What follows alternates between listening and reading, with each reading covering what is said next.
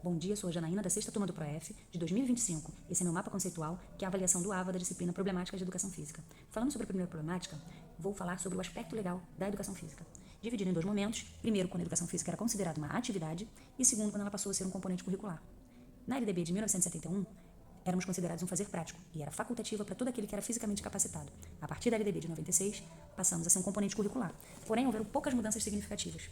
E uma delas foi o noturno ser considerado facultativo e a não obrigação da formação específica de educação física para professores em todas as modalidades e segmentos, o que acarretou em professores generalistas ou pedagogos aplicarem a educação física principalmente nos anos iniciais ou na educação infantil. Houveram duas alterações na lei de 96. A primeira foi em 2001, quando passamos a utilizar a palavra obrigatória depois de componente curricular. A segunda foi em 2003, quando passamos a considerar somente os aspectos previstos em lei, como facultativos, que eram as pessoas que trabalhassem mais de 6 horas, tivessem mais de 30 anos, que estivessem prestando serviço militar ou similar, que fossem amparadas pelo decreto de lei do atestado médico ou que tivessem prole. Ainda que esses alunos sejam liberados, eles precisam ser avaliados de forma conceitual. Para isso, podemos utilizar algumas estratégias, como trabalhos, provas, observação, relatório, ou auxiliar o professor. A não participação desses alunos rompe com o princípio da democracia. Precisamos superar a facultabilidade. A partir daí, vou analisar uma outra problemática, o ensinar a fazer e o ensinar sobre o fazer. Também dividindo em dois momentos, no primeiro momento, um modelo tradicional, em seguida, um movimento renovador. No modelo tradicional, somente o ensinar a fazer era considerado. Era valorizado o aluno mais apto e o esporte era um conteúdo hegemônico. A partir de 1980, o movimento renovador entrou em questão, considerando o ensinar sobre o fazer também. Saímos assim da categoria de atividade, porém, entramos em um ponto de inflexão. Houve uma quebra definitiva com aquele modelo tradicional, porém, ainda não estávamos preparados para lidar com a nova relação do ensinar sobre o fazer, descrita pelo movimento renovador. Assim, precisamos construir uma nova formação continuada de qualidade e precisamos também que a formação inicial seja aprimorada para trabalharmos essa relação do movimento renovador.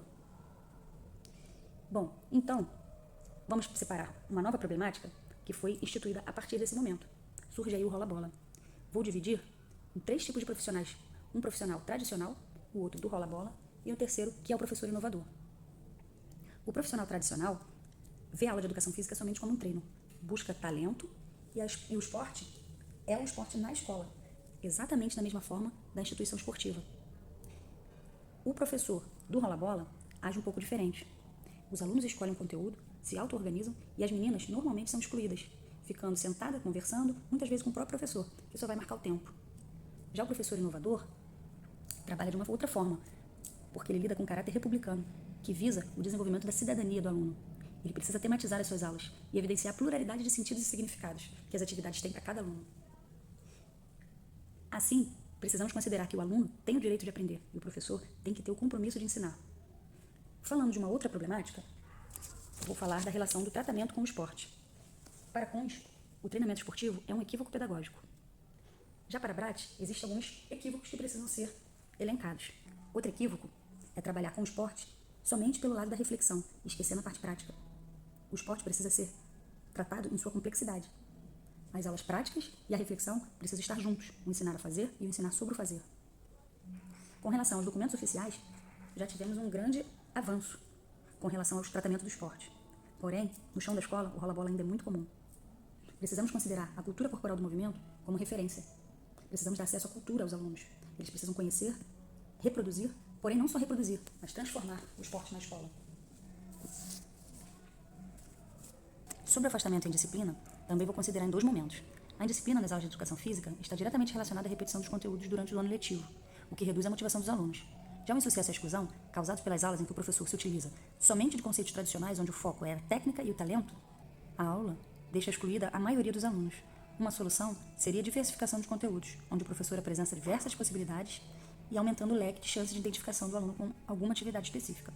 Com relação à disciplina, o desconhecimento ou a revolta contra as normas são os fatores que podem ser considerados como as principais causas.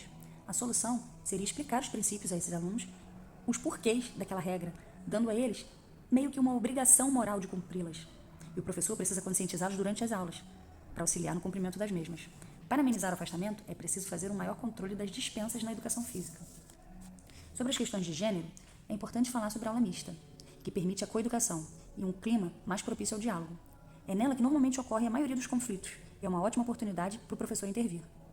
A equidade de gênero deve ser trabalhada, evidenciando as diferenças e desconstruindo aqueles preconceitos trazidos por eles. É necessário proporcionar a igualdade de oportunidade para meninos e meninas nas aulas de educação física. Precisamos também construir aprendizagens significativas e, para isso, não podemos permitir a comparação de desempenho. Modificar as regras pode ser uma estratégia para diminuir as diferenças e criar um ambiente mais favorável. Precisamos trabalhar o autocontrole das emoções nos alunos, principalmente aqueles mais agressivos, e sempre combater a exclusão, permitindo uma construção de espaços e tempos mais acolhedores nas nossas aulas.